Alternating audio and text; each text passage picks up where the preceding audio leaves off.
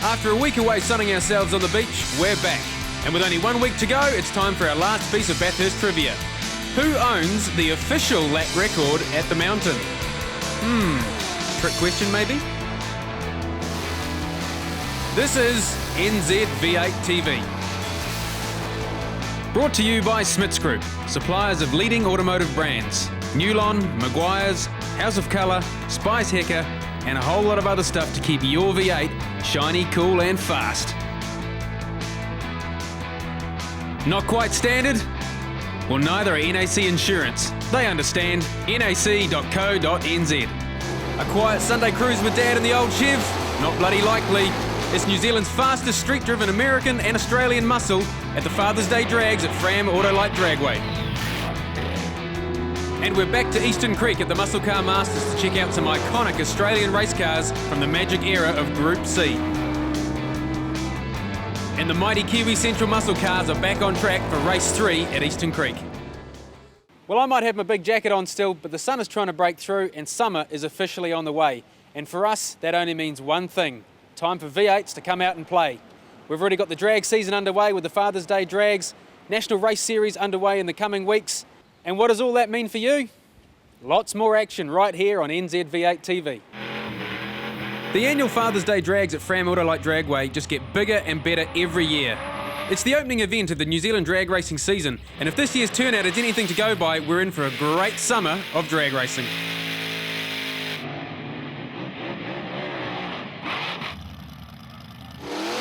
The premise for the Father's Day drags is easy.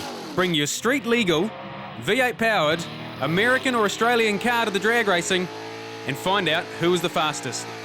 The two classes go head to head through eliminations to ultimately find out whose dad is faster than yours. This is my 69 Camaro. I brought this in from the States a few years ago. It had a standard 454 big block in it.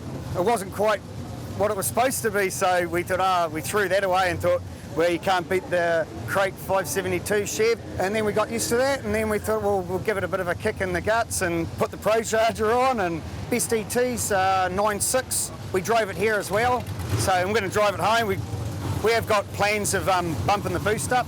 We don't know what the horsepower is. We haven't had it on the dyno yet, but we'll might put a 20-pound pulley on it at the end of the year and hopefully get up to that 1,500 horsepower, be cool, and maybe get an 8 would be bloody terrific. This is my 1956 Chevy, twin turbocharged big block Chev, down here at the Father's Day drags to see if we can retain our title that we got last year.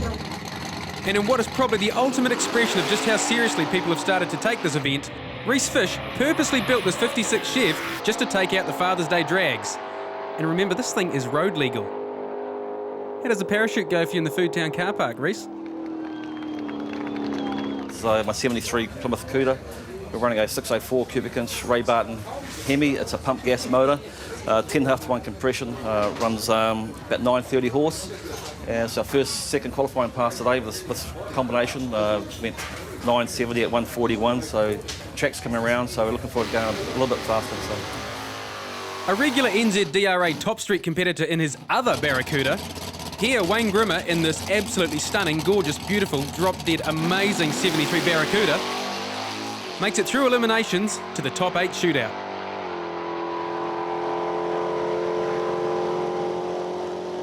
'67 Shelby GT500. Rebuilt the whole car from ground up. Never been to the drags before. Been meaning to come down, but the weather's been crap and always something's happened. So yeah, good day for it, and grab all the daddies out and we'll see how it goes. Just a club car, and take the kids to school and maybe do some weddings and whatnot with it. But the whole car was rebuilt upside down, inside out. Everything's been done, every nut and bolt. Yeah, all done. Finished the last touches last night. Yeah, 25 years. A lot of pocket money. Well, that's a whole lot cooler than the big yellow bendy bus that I used to ride to school in. And Lauren, after 25 years, this must be the most satisfying 15 seconds of your life. It's a 355 stroked Holden engine with some carbon alloy cylinder heads on it. All been ported in our workshop and custom made cam and basically a custom-made engine. The Commodore is running fast and straight and smooth. It's only the first time I've driven it in 30 years, first time down a quarter mile in 30 years, so it's going pretty well. I think it's running about 800 horsepower. The first time was a 10.5 and then a 10.4. And for your first time down the drag strip in 30 years, fastest in qualifying and eliminations is not a bad result.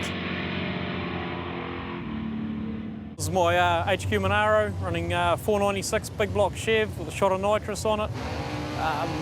Personally done a 9.7 best so far. Well, see what the day brings. Track's a bit slippery at the moment, but hopefully we'll get back into the 9s today and take out the top Aussie again for the 3rd year, hopefully, if Mike doesn't beat me.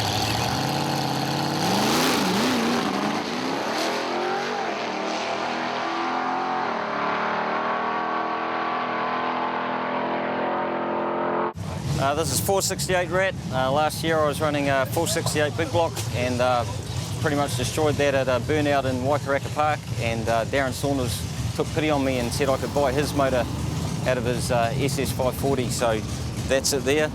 It's performing very good.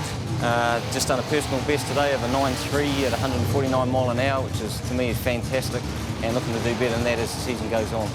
Probably about 1150 horsepower.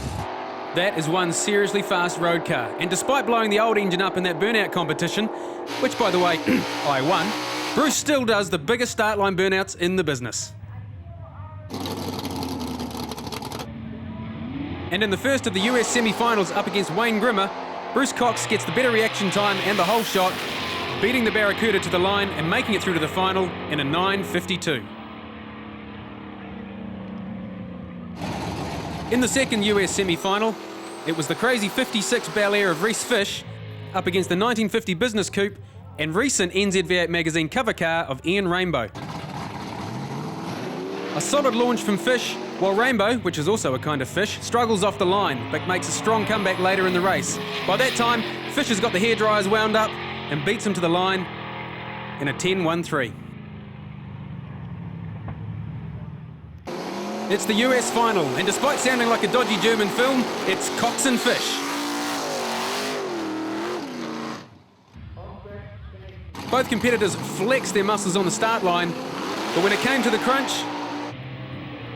Fish cocked a wheel, and in an arrogant display of just how much he was toying with the competition through eliminations, blasts his way down the track to an 8.54, and bragging rights at the Father's Day drags. It's semi-final time for the Ockers, and in a classic Australian battle, it's Holden versus Ford. Kelvin back in the red 93 Commodore up against Damon Birchs in the 1980 Ford Falcon Ute. It's white knuckles on the start line for back. Good straight launch from both competitors. It's even at about quarter track, and then the blow and power of back's Commodore takes over, taking the win and through to the final with a 10.77. In the second Aussie semi-final, it's Aaron Jenkins in the Angry Banana Monaro up against John Vollebrecht from Waiuku in his 2002 turbocharged VX Commodore. John scorches him with his reaction time off the line, but at the 60-foot mark, Aaron pulls out a big syringe of nitrous, beating him to the line in an 11.22. So it's the all-Holden Aussie final, and once again it's a red Commodore in the left lane up against the yellow Monaro in the right. And it's blow-in small block versus nitrous-boosted big block. A solid launch for Kelvin back with a great reaction time. Can't say the same for Aaron Jenkins in the Monaro, slow off the line, and no amount of nitrous is going to help him now. As back cruises to the win in a 10.84. Watching the replay, it looks as though Jenkins' crew might have plugged the nitrous into his helmet rather than the engine, but at the end of the day, it was Kelvin Back and Reece Fish who were king of the daddies.